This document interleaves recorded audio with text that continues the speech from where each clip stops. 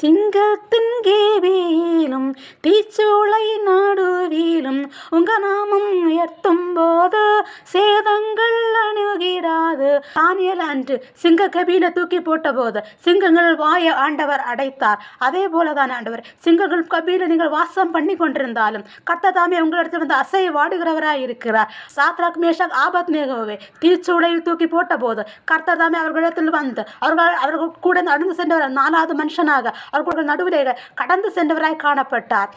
அவரை நம்பியிருக்கிற ஒரு மக்களையும் அவர் ஒருபோதும் கைவிடாத தேவனாய் இருக்கிறார். இயேசுவே உம் நாமமே உயரணும், அல்லேலூயா. இயேசுவே உம் நாமமே பெருகணும், அல்லேலூயா. இயேசுவே உம் நாமமே உயரணும், அல்லேலூயா.